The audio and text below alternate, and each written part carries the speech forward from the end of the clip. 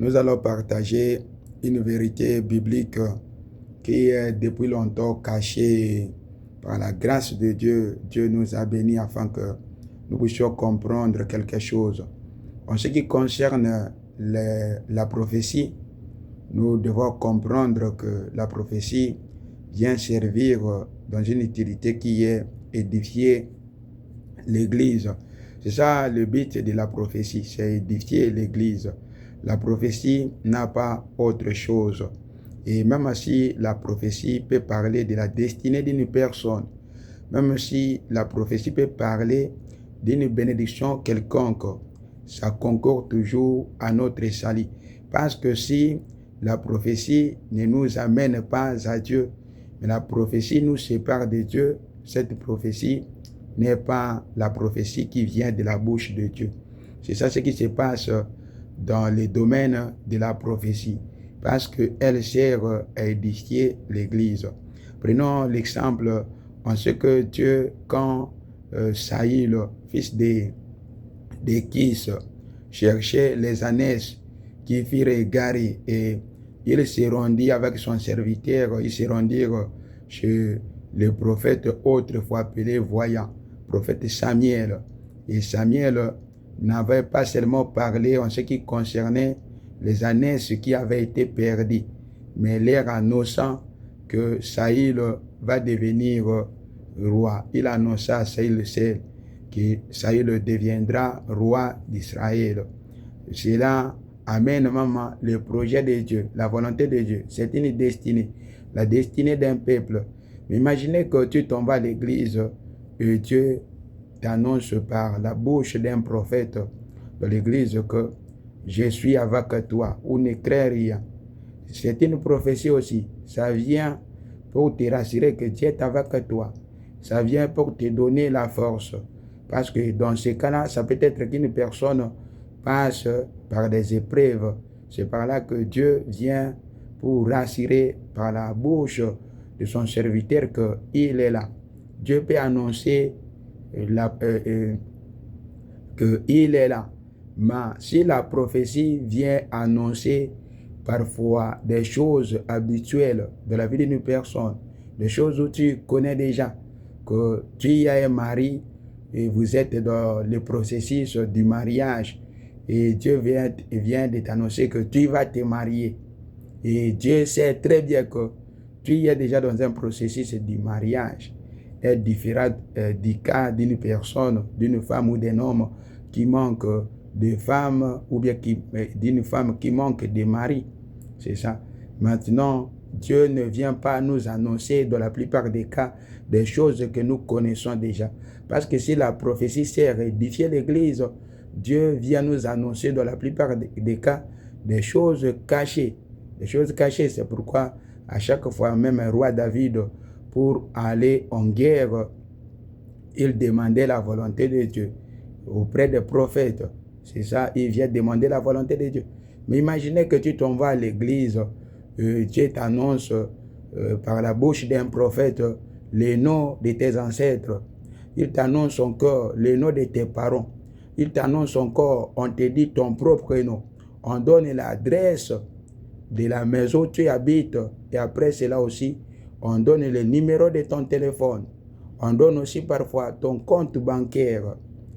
Et que la prophétie s'arrête à ce niveau. Et tu es dans la joie parce que Dieu t'a annoncé tes ancêtres qui ne sont plus avec toi, mais tu les connais. Tu as leur nom dans ton cœur. On t'annonce les noms de tes parents qui sont avec toi tous les jours parfois. Tu les connais. Et parfois même avant de venir à l'église, tu avais laissé l'aide de tes parents à la maison. Ou bien vous n'habitez pas la même maison, mais tes parents, tu connais là où ils habitent, ou bien ils ne sont plus vivants. On t'annonce leur nom. On te donne l'adresse où toi-même tu étais sorti le matin.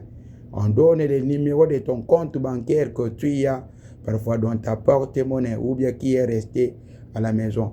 Et le numéro de ton téléphone. Et tu es dans la joie parce que Dieu t'a annoncé ces choses. Et la prophétie s'arrête là.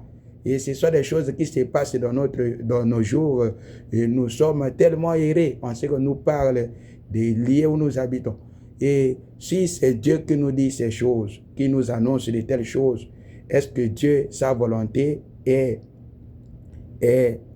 de nous exposer ou bien de nous protéger? Parce que Dieu, si Dieu avait annoncé tout ce qui s'est passé dans le royaume d'Assyrie, tout ce que le roi d'Assyrie formait au temps du prophète Élisée, et il disait, Dieu annonçait au prophète Élisée tout ce que le roi d'Assyrie formait, parce qu'il faisait des complots contre Israël. Il voulait assujettir le royaume de la Samarie.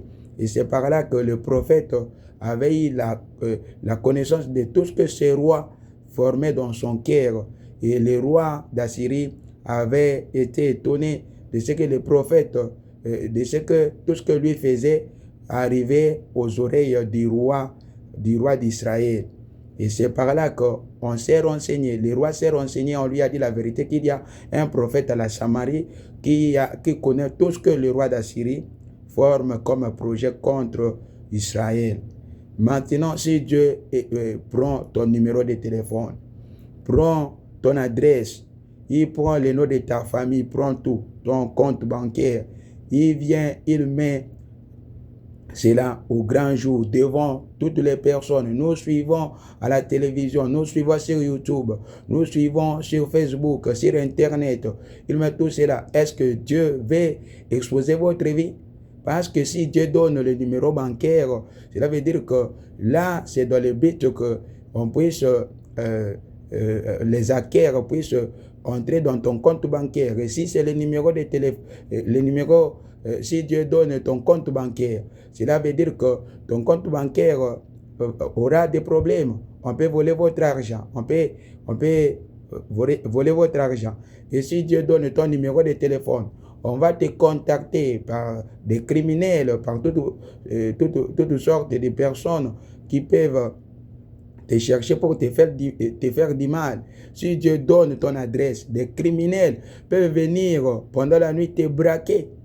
Ou bien des gens qui font les cambriolages, ils peuvent venir. Dieu ne peut pas faire ça, mon frère, dans votre vie.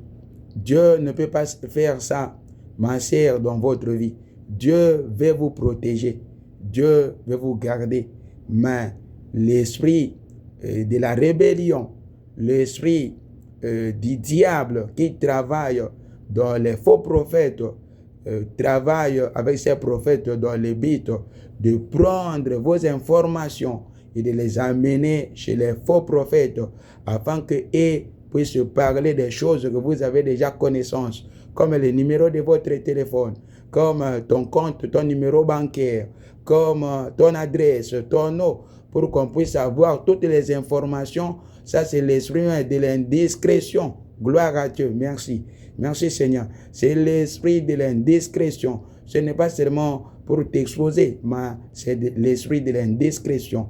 C'est aussi un esprit qui travaille dans l'orgueil. Parce qu'on vous expose et après tout, il n'y a aucune information nouvelle. Et ces prophéties s'accompagnent avec des cris. Avec des cris, et dans l'église, parfois, tout le monde s'exclame, tout le monde s'étonne. On sait qu'on connaît ton numéro bancaire, on sait qu'on connaît ton numéro de téléphone, on sait qu'on peut donner un message WhatsApp, on sait qu'on peut parler des choses là. Tout le monde s'étonne et la prophétie s'arrête, on est heureux, on est joyeux. Mais nous sommes édifiés en quoi? Dans ça, nous sommes édifiés en quoi?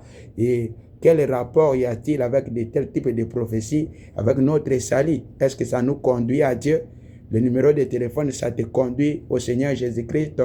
Est-ce que si on te donne ton compte bancaire, est-ce que ça te conduit, ça te garde dans ton salut, dans ta rédemption? C'est ça, que Dieu vous bénisse. Nous parlerons encore d'autres choses. Abonnez-vous massivement afin que nous ayons une large diffusion, parce que Dieu veut que nous soyons dans la connaissance de la vérité. Abonne-toi et partage cette vidéo aussi pour que d'autres personnes soient aussi édifiées, soient sorties de la bouche des faux prophètes. Amen. Merci Seigneur Jésus.